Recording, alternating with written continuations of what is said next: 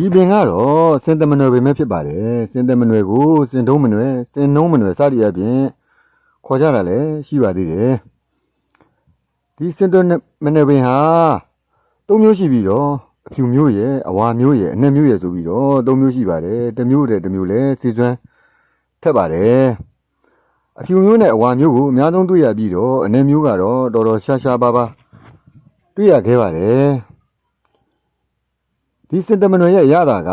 ဖန်ခရတာရှိပြီးတော့ပူတဲ့သဘောရှိပါတယ်ကြည်ကြွက်လဲပြီးတော့ဝမ်းမီးကိုတောက်စေတတ်ပါတယ်မလကိုချုပ်စေတတ်ပြီးတော့ခွန်အားကိုဖြစ်စေတတ်ပါတယ်နှလုံးကိုအကျိုးပြုတတ်ပြီးတော့အသက်ရှည်စေတတ်ပါတယ်ဒေါသ၃ပါးလုံးကိုနိုင်စေတတ်ပြီးတော့တူလာတယောဂအဖျားယောဂနဲ့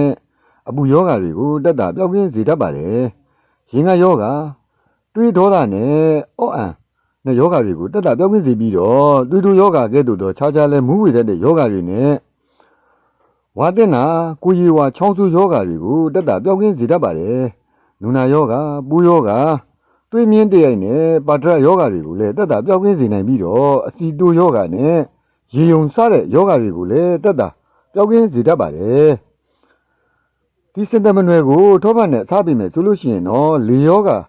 တွေကိုတက်တာပျောက်ကင်းစေတတ်ပြီးတော့တရားနဲ့စားပြီးမယ်ဆိုလို့ရှိရင်တော့တိကျယောဂတွေကိုတက်တာပျောက်ကင်းစေတတ်ပါတယ်ပြားရင်နဲ့စားပြီးမယ်ဆိုရင်တလိယောဂတွေပျောက်ကင်းစေတတ်ပြီးတော့တင်မောချင်းကြောင့်နဲ့စားပြီးမယ်ဆိုလို့ရှိရင်တော့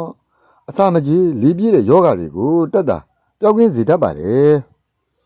စင်တမနွယ်ကိုလေးပုံတစ်ပုံကြံပြုတ်ပြီးတော့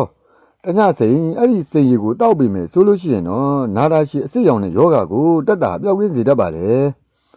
အဲ့ဒီလိုမျိုးပဲဆက်ပြီးတော့လှုပ်တောက်မယ်ဆိုလို့ရှိရင်တော့မိရဖြူဆင်းတဲ့ယောဂကိုလည်းတက်တာပျောက်ကင်းစေတတ်ပါတယ်ညက်ကွက်ရွက်နဲ့စင်လုံးမနဲ့ရော့ပြုတ်ပြီးတော့တောက်မယ်ဆိုလို့ရှိရင်တော့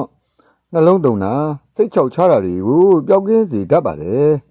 ဖာလာပြူရဲ့စင်တမနွယ်ရဲ့ဝါပလဲရဲ့ကိုပြရင်နဲ့ရော့ပြီးတော့တောက်ပြီးမယ်ဆိုလို့ရှိရင်တော့မြစ်ချောက်နာတွေကိုတက်တာပျောက်ကင်းစေတတ်ပါတယ်